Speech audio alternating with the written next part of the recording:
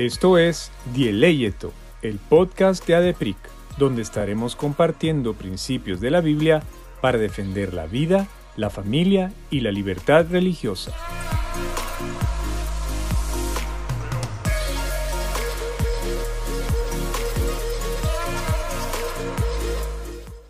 Bienvenidos a nuestro primer episodio del 2023. Estamos realmente agradecidos con Dios de que nos permita empezar una vez más con Dieleyeto.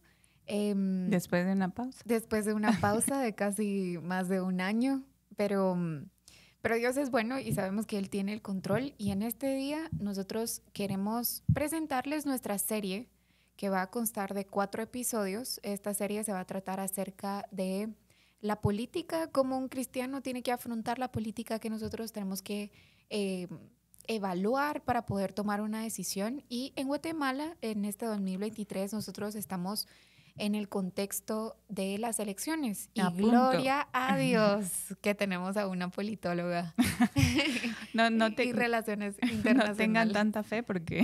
No, sí, la verdad que sí. Entonces, mi nombre es Astrid Ríos de Marroquín, y hoy está con nosotros la estrella del podcast, que es Mariam Maldonado de Varías. No creo. Así que bienvenidos. De verdad que hemos tratado de pensar cómo nosotros podemos ayudar a la iglesia a poder tomar una decisión tan importante como elegir no solo a nuestro presidente y vicepresidente, sino también diputados, alcaldes y a todas las autoridades que van a estar con nosotros los próximos 4 años. Así que nos vamos a dedicar en este primer episodio a poder analizar las bases bíblicas del Estado. Ese es el tema de este primer tema, las bases bíblicas del Estado. Así que, Mariam, ¿qué características tiene un Estado o por qué nosotros deberíamos de someternos a su autoridad?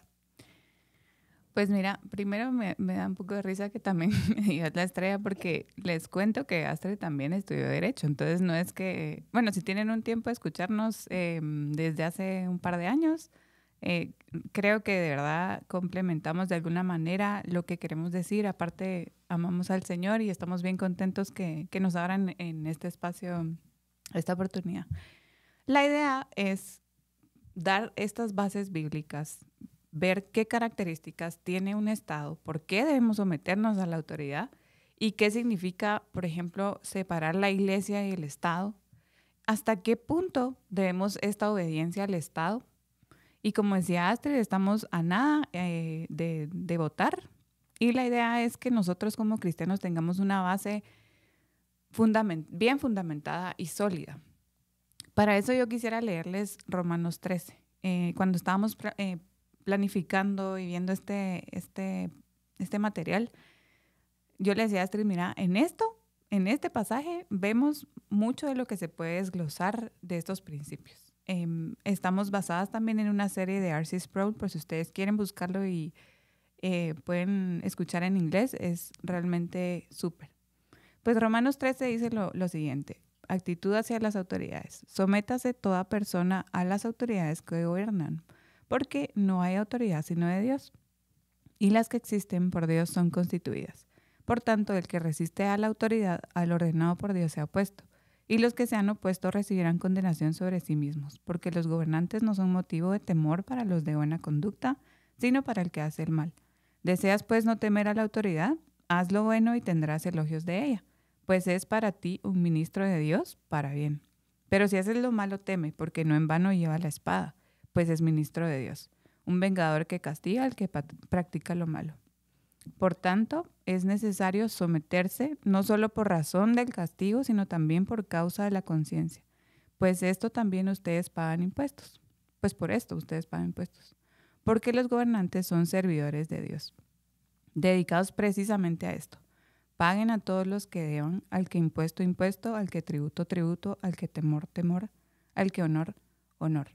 Y si ustedes vieran aquí mi pantalla, tengo así en colorcitos un montón de cosas, porque la idea es que podamos ver de estos principios lo que básicamente el Señor, a través de Pablo en Romanos, nos ha dado una base de cómo debería ser el deber ser de un Estado. Entonces, para entrar un poco en contexto, este pasaje está dirigido a cristianos en el Imperio Romano. O sea, no está dirigido en un contexto suave, digamos, o un buen gobierno. El emperador romano perseguía a los cristianos. Y es bien interesante, como dice Pablo, igual, sométanse. Someterse, que tiene una connotación a veces negativa, fuera de los círculos cristianos, pero nosotros sabemos que nosotros nos sometemos, por ejemplo, la esposa a la esposa como el esposo al Señor, y es una relación no tanto como de fuerza en el sentido de algo malo, sino que lo hago por amor y por agradar al Señor. Y por orden, creo que por también, orden. porque Dios ha establecido orden, autoridad, y la autoridad no significa una fuerza de coerción, sino una responsabilidad. Y tal vez esta es la forma en la que nosotros vemos el someterse o el sujetarse, como que a la persona a la que yo me someto tiene una autoridad, pero esa autoridad conlleva una responsabilidad, y sabemos que al final de cuentas tiene que rendir cuentas, valga la redundancia, ante Dios. Porque lo que en este pasaje no solo, o a mí como me gusta verlo en este contexto, es que no solo perseguían a los cristianos, sino que este mismo gobierno al que Pablo está diciendo sométanse, en la serie que le recomendamos de R.C. Sproul, él incluso explica y hace mucho énfasis en que este mismo gobierno al que Pablo se estaba sometiendo fue el mismo gobierno que lo ejecutó. O sea, así de fuerte, digamos, era el mensaje que Pablo tenía en el sentido de decir, no vamos a esperar como cristianos a poder encontrar un gobierno perfecto, un gobierno que no sea corrupto, un gobierno que arregle todos los problemas que nosotros tenemos como sociedad para poder someternos. Esa no es lo que nos están diciendo, sino que en este caso él nos está diciendo sométanse porque el Estado es plan de Dios. Y no solo es plan de Dios, sino que es Él los ha elegido, ¿verdad? Así como corruptos, así como con sus defectos, así con pecadores, digamos, porque el gobierno va a estar hecho de pecadores, al igual que el pueblo está hecho de pecadores. Entonces, sí es importante que nosotros resaltemos esto, que cuando Dios estaba hablando a través de Pablo respecto a la actitud de nosotros los gobernados ante los gobernantes, Me siento en una clase de ciencia política. Él sabía que nosotros íbamos a estar enfrentando estos escenarios. O sea, nada se escapa del control de Dios. Y eso también es bonito porque sabemos nosotros que tenemos una esperanza en cuanto a que sin importar quién sea electo cada 4 años, en nuestro caso en Guatemala, sabemos que el verdadero rey y soberano que tiene control sobre todo nunca cambia, ¿verdad? Y las verdades que nosotros queremos transmitirles acá tampoco cambia, pero sí hay un cambio en cuanto a los gobiernos que nosotros hemos experimentado y queríamos como hacerles un viaje en el tiempo acerca de lo que nosotros hemos encontrado desde Génesis, ¿verdad? Hasta hoy. Nosotros podemos ver los cambios que han habido o la línea del tiempo de lo que ha sido el poder, la autoridad y los gobiernos. Tratamos de hacer este ejercicio porque yo le decía a Astrid en estos meses, mira, tengo muchos amigos que me están diciendo, vos, o sea, ¿qué hacemos para las elecciones? Y obviamente, pues la verdad es que el voto es secreto y nosotros no podemos como decirles mucha, ¿verdad? Voten así, voten así. Pero sí podemos dar ciertos lineamientos que nosotros creemos importantes para que al momento en que cada uno tome la decisión de por quién votar o qué hacer, sea realmente para agradar a Dios. Y hicimos este ejercicio, cabal, como decía Astrid, de ver cómo, como decía Pablo, el Estado en sí mismo no tiene una autoridad, porque nada de nosotros es en sí mismo como intrínseco, sino que todo viene de Dios, ¿verdad? Entonces, nos gusta como hacer un tipo de línea de tiempo para que ustedes comprendan que desde el principio, cuando el Señor define, por ejemplo, el Estado o el gobierno como una fuerza, decía ahí, ¿verdad? Una fuerza legal, algo que castiga el mal, que restringe, el mal que es como un cerco para que todos los ciudadanos podamos sentirnos bien, digamos, y desarrollarnos. Vemos también que hay, aunque hay un poder coercitivo, es para hacer el bien, ¿verdad? Y entonces al hacer la línea del tiempo vimos lo siguiente. cómo Dios delega, cómo Dios siendo, como decías tú, rey soberano, que el que creó todo por su palabra, delega una autoridad desde el principio. ¿Cómo? Y lo tengo acá y queremos poner una como línea del tiempo para que ustedes lo vean, que desde el principio Dios crea y gobierna todo. Desde Génesis 1 vemos cómo Él por su palabra hace que las cosas existan, ¿verdad? Porque Él es en sí mismo el que siempre existió, el yo soy. Luego vemos a Adán y Eva y delega esa autoridad a Adán y a Eva, digamos, en ciertas características. Primero Adán y después a Eva. Para decir que Él es ¿verdad? el que tiene primero la autoridad. Entonces vemos cómo en Génesis Adán y Eva, y bueno, Génesis 1 y 2, luego Génesis 3, que verá, entra el pecado al mundo. Y es interesante cómo Dios después se delega una autoridad que solo era para Adán y Eva. Existen ya la figura de los patriarcas, y ahí ya vamos como adentrándonos a los libros ya al principio, ¿verdad? Abraham, Isaac, Jacob, que son escogidos por Dios y el Señor delega esa autoridad en ellos para que hagan su plan, ¿verdad? Realicen su plan, le obedezcan. Luego vamos, y voy a hacerlo rápidamente, pero ustedes pueden realmente revisar su Biblia y, para verificar. Pero luego de los patriarcas viene una época de los jueces, donde eran líderes militares. Aunque hablábamos un día con Astrid Cabal que los jueces al final era como bien... que pasaba algo y subía uno, ¿verdad? Pasaba otro y subía otro en autoridad. Hasta alguna forma lo dice la Biblia, que cada uno hacía lo que quería, entonces no era como lo perfecto, digamos. En medio de esta época de los jueces, había profetas también, que fungían también como un trabajo de querer aconsejar a los jueces, de también guiar al pueblo de alguna manera. Y recordémonos que en estos periodos, en este periodo del tiempo, Dios directamente hablaba con las personas, o sea, de voz audible. Luego Israel pide un rey, y lo pide literalmente en 1 Samuel 8, pide un rey terrenal, que en este caso el primer rey de Israel es Saúl, y lo pide porque ve que las otras naciones, hay reyes, y ellos dicen, nosotros queremos eso. Dios sabía que él era, o sea, Dios dice, pero ¿verdad? Yo soy su rey, ¿verdad? Y él por eso había delegado cierta autoridad en otras figuras, pero bueno, dice, aquí está, entonces, aquí está su rey, y a ustedes ahí van a ver que les va a quitar sus mujeres, las tierras y un montón de cosas que dice el profeta. Luego de esta, digamos, parte de entre profetas y reyes, llegamos a los 400 años de silencio de Dios, que es justamente entre los profetas que nosotros lo decíamos en la escuela dominical, mayores, menores, ¿verdad? Y esos. Hay un silencio de 400 años entre Malaquías y Mateo, donde empieza el Nuevo Testamento. ¿Qué pasa aquí? Ya no hay más profetas, solo reyes.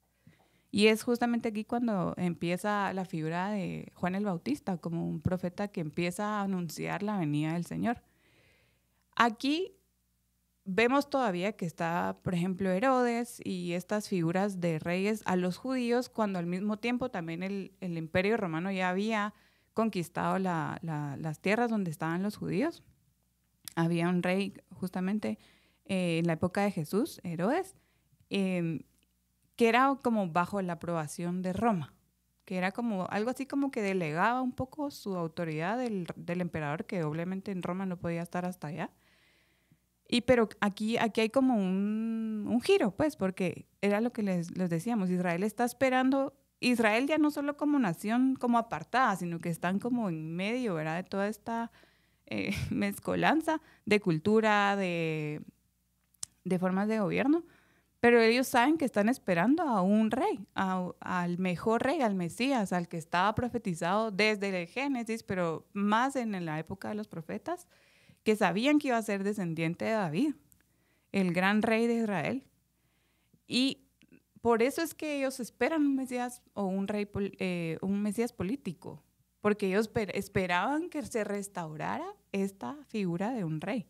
¿Y quién viene, verdad? Jesús. Nada más y nada menos.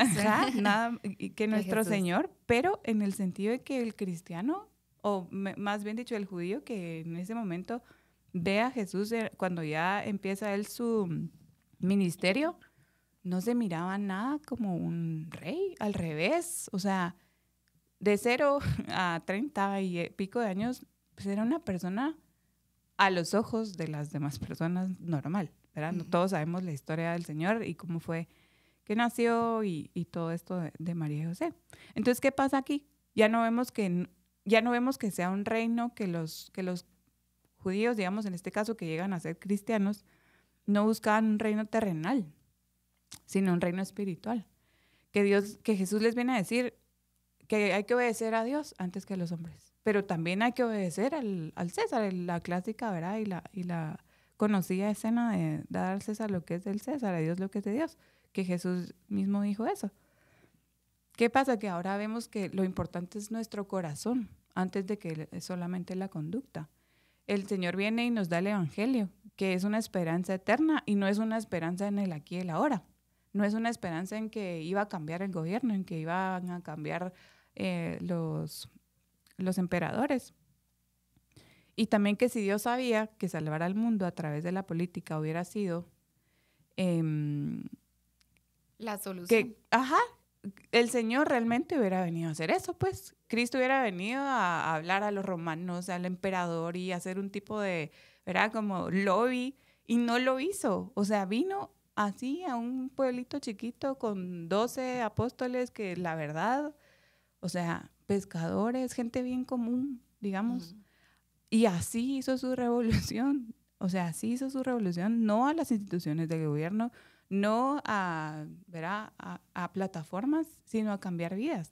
Y antes de darles el último paso, digamos, en la línea de tiempo, si ustedes se dan cuenta, realmente hay muchos cristianos que aún estamos esperando en un gobierno ese Mesías político, ¿verdad? A mí me gusta mucho y también me ayuda mucho a mantenerme humilde, tratar de analizar la actitud del pueblo que nosotros leemos en la Biblia. Es decir, tú, Cabal, mencionabas que en la línea del tiempo, digamos, el pueblo de Israel tenía al rey perfecto. O sea, tenía a Dios mismo, que les servía de columna, que les servía de nube, que les daba maná, que les enviaba profetas para que ellos pudieran escuchar. Después ellos, en la necedad de su corazón, dicen, es que tú no sos suficiente, ¿verdad? Yo quiero un rey como las demás naciones. Y a veces nosotros hacemos lo mismo.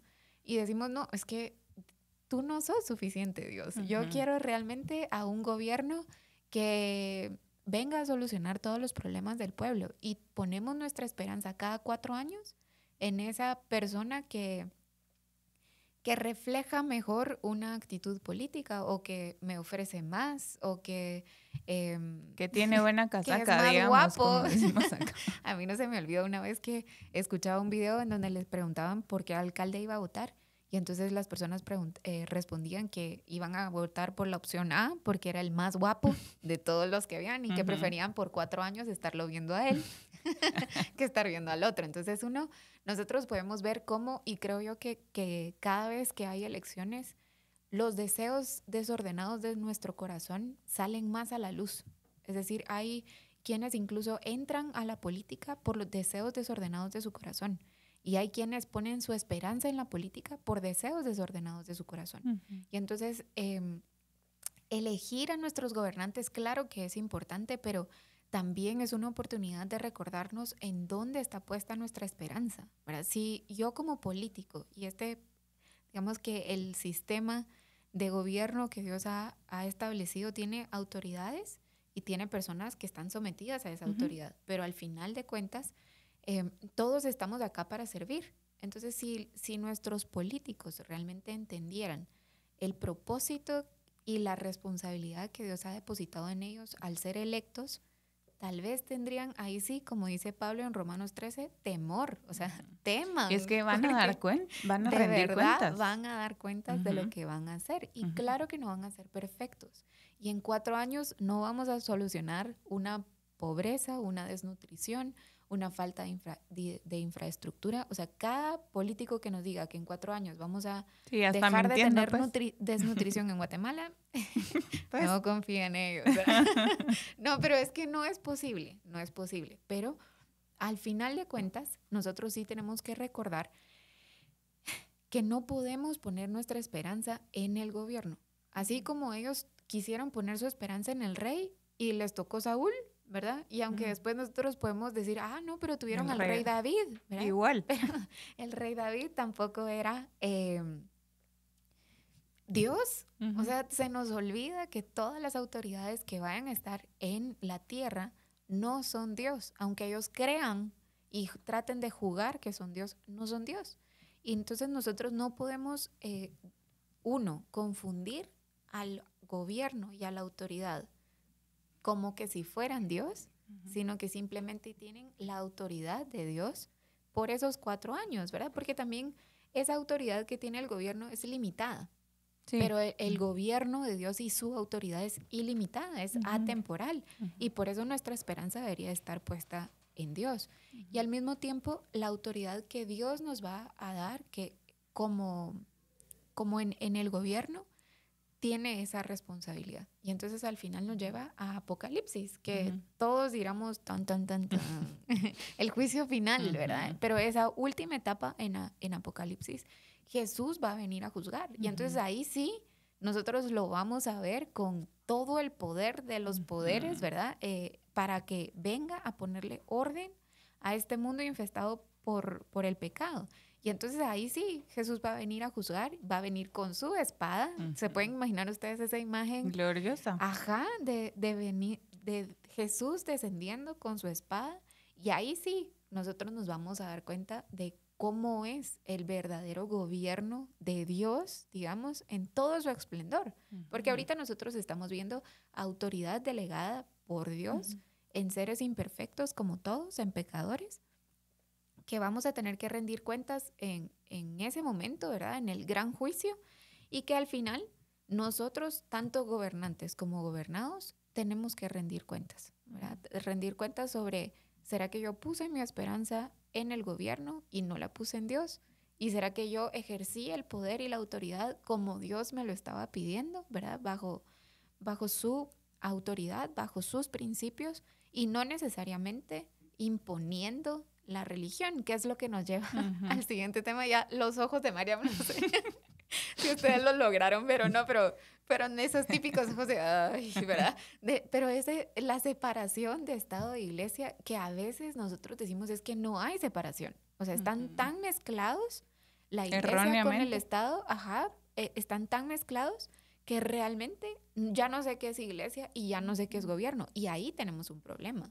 Porque nosotros tenemos que hacer esa distinción y tenemos que luchar por esa distinción, porque los roles y la autoridad que Dios le ha dado a la Iglesia y la autoridad que Dios le ha dado al Estado es completamente diferente. Y si yo empiezo a mezclar esas líneas, vamos a tener un problema, no solo un problema en cuanto a la dinámica social, sino también un problema en cuanto a la obediencia al plan de Dios.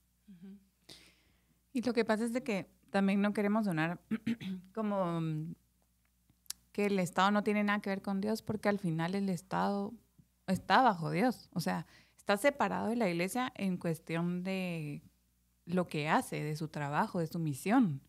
Pero los dos están bajo la autoridad de Dios, no como nos quieren ahora decir de que, no, los religiosos no tienen absolutamente nada que ver, digamos. Si creemos que hay cristianos que han sido llamados a servir al Señor o tienen ese llamado de ser políticos como una profesión, la verdad, sí. Porque entonces también hay empresarios, también hay gente que no se dedica al ministerio. O sea, no es una profesión diabólica. Lo que pasa es de que es bien compleja, porque no es tan fácil no venderte, ¿verdad? Sí, y nosotros queríamos leerles una cita que encontramos en donde dice, y ellos utilizan 2 imágenes, digamos, 2 analogías que creo yo que son muy buenas en cuanto a poder encontrar esta separación de Iglesia y Estado. Número 1 es que los gobiernos deben emplear la espada con el fin de proteger la vida, hacer posible el mandato cultural y proporcionar una plataforma para el trabajo de la Iglesia. Digamos, ese podría ser el cauce. Ellos son los guerreros de la espada, los guardianes del presente. Ese es como su rol. Ahí está su separación, aunque siguen bajo la misma sombría de autoridad de Dios. Pero la Iglesia debe emplear las llaves del reino con el fin de dar testimonio sobre el Rey Jesús, su mensaje y su pueblo. ellos son testigos de la era venidera.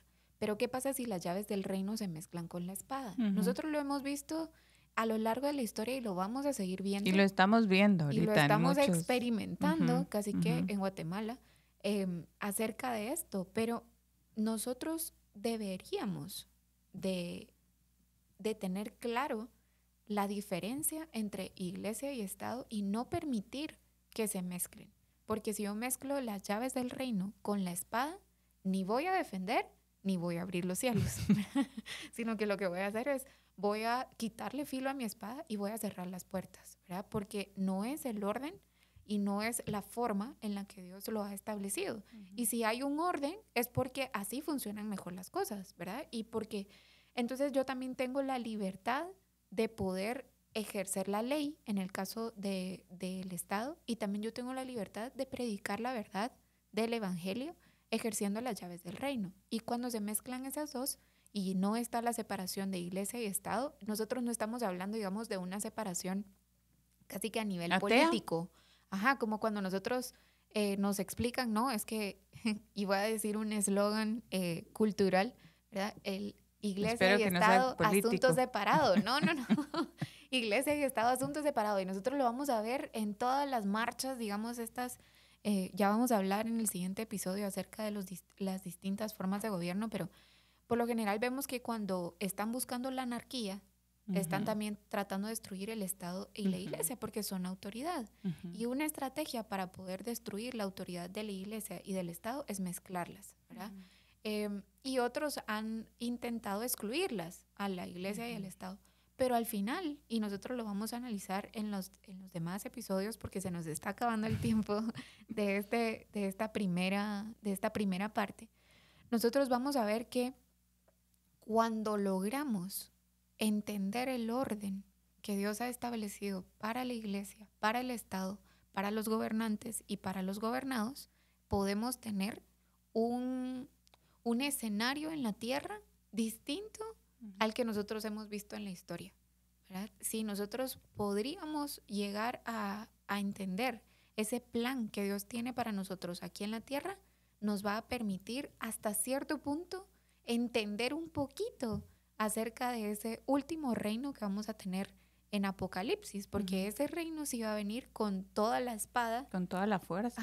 Con la espada y las llaves del reino, y el único que tiene la posibilidad de hacer eso es Jesús, cuando Él venga a reinar para siempre. Y todos los que quieran entrometerse con este orden que Dios nos ha dejado establecido en la palabra, están jugando a ser Dios y están jugando al papel de Jesús, que siempre nos va a quedar grande esa camisa, ¿verdad? Sí, y también como vemos acá, y sí, realmente este pasaje podría dar horas de platicarlo, pero como decías tú, tampoco estamos hablando de irnos a los polos opuestos, digamos, completamente anarquía, no, o sea, está mal porque hay autoridad del Señor, pero tampoco totalitarismo, autoritarismo, que significa que el Estado está metido absolutamente en todo y todo es político y hay como una falta de libertad de cada persona de al final actuar y reconocer, ¿verdad? En el sentido de que el Estado no puede imponernos creer en Dios porque no sería legítimo. O sea, si alguien me dice, sí, creamos en Dios y aquí la religión del Estado es X, ¿cómo sé yo si realmente la persona está creyendo porque el Espíritu Santo la convenció de pecado y ahora realmente es una nueva criatura, sino que simplemente es porque, bueno, sí, así me dijeron que tenía que ser y mejor, ¿verdad? No voy en contra de lo que dice el gobierno. Pero ese es un ejemplo cabal de mezclar la espada con las llaves del reino, porque ¿Sí? estoy usando el poder del gobierno para falsamente hacer que tú tengas una confesión de fe.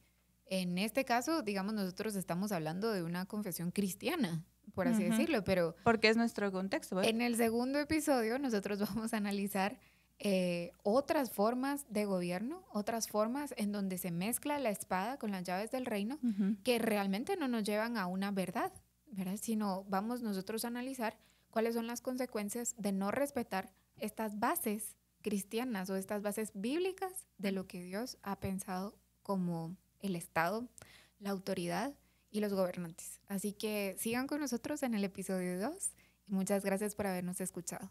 Te esperamos en el próximo episodio. No olvides suscribirte. Síguenos en nuestras redes sociales como ADEPRIC GT y para más recursos visita nuestra página adepric.org.